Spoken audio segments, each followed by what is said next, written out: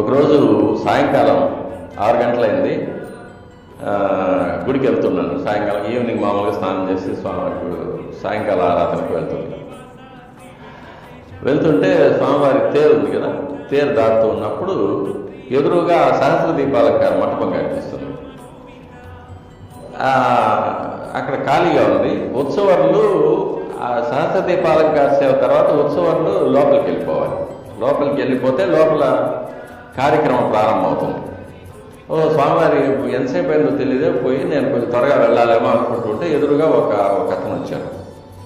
మామూలు ఒక rustic villager వచ్చారు. నేను అతన్ని అడిగాను, స్వామి లోపల వెళ్ళిపోయారా, ఎంతసేపు అయింది వెళ్ళి? అతను లేదే, దక్షిణమాడు వెళ్ళారు అన్నాడు. అప్పట్లో ఇప్పుడైతే రోజు స్వామివారి ఉత్సవం వస్తారు, సహస్రదీపాలంకార తర్వాత వీధి ఉత్సవం వస్తారు. అప్పట్లో ఏమంటే శుక్రవారం కానీ శ్రవణ నక్షత్రం రోజు కానీ మాత్రమే స్వామివారు బయట వచ్చేవారు ఉత్సవానికి. లేకపోతే సహస్ర దీపాలంకార సేవ చేసుకొని లోపలికి వెళ్ళిపోయేవారు పడికాల ద్వారా. ఈరోజు శుక్రవారం కాదు, శ్రవణ నక్షత్రం కాదు, ఈరోజు ఎందుకు? అవును, మళ్ళీ ఆయన్ని అడిగాను, ఈరోజు శుక్రవారం కాదు కదా అన్నాను. అని అన్నారు, మలయప్ప స్వామిని అడుగుతున్నారా, ఆయన లోపలికి వెళ్ళారు అన్నాడు. మరి అక్కడే వెళ్ళింది ఎవరు అంటే పెద్ద ఆయన అటు వెళ్ళాడు అన్నాడు. అనేసి ఇట్లా వెళ్ళిపోయాడు ఆయన. నాకు అది మైండ్లో ఒక 3 సెకండ్స్ 4 సెకండ్స్ పట్టింది ఆయన చెప్పింది అర్థం చేసుకోవడానికి. షాక్ అయిపోయి వెనక్కి తిరిగి చూశాను, ఆయన లేడు, ఎక్కడ పడలేదు.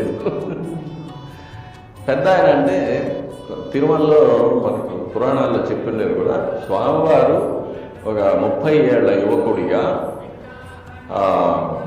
ఒక్కొక్కసారి అమ్మవారితో ఉంటారు, లేక అమ్మవారు లేకైనా కూడా గుడి పరిసరాల్లో కానీ మన వెంకటాచల పర్వతాలు ఆ అడవుల్లో కానీ స్వామివారు సంచరిస్తూ ఉంటారు. వారికి ఏదైనా భక్తుల్లో ఎవరైనా అంటే నిజమైన భక్తుల్లో ఎవరికైనా ఏదైనా సందేశం ఇవ్వాల్సి ఉంటే,